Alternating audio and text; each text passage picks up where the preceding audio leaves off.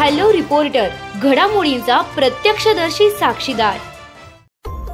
संजवाड येथे माझ्यासोबत लग्न का करत नाही असे म्हणत मुलीचे आई वडील आणि बहिणीवर एकाने केले कोयत्याने वार। मंद्रुप पोलिसात गुन्हा दाखल।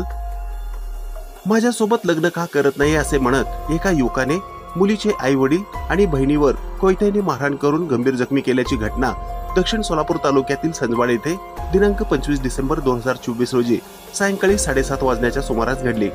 या प्रकरणी सुनील कांबळे राहणार संजवाड तालुका दक्षिण सोलापूर याच्या विरोधात मंद्रुप पोलीस ठाण्यात गुन्हा दाखल करण्यात आला आहे।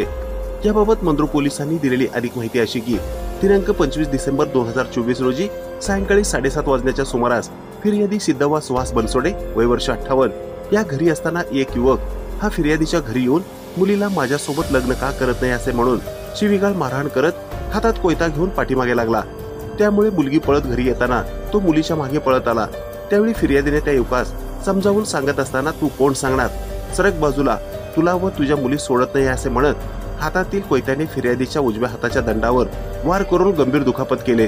फिर्यादी सोडवण्याकरिता आलेले पती व मुलगी अनिता या दोघांनाही कोयत्याने मारहाण करून शिवीगाळी दमदाटी करून कोयता घरातच टाकून निघून गेला।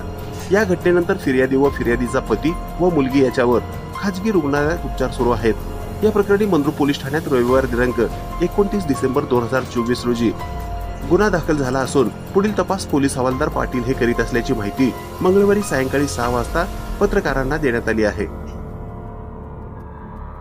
दरम्यान ही बातमी वृत्तसंकलित केली आहे संपादक सागर कोळी यांनी।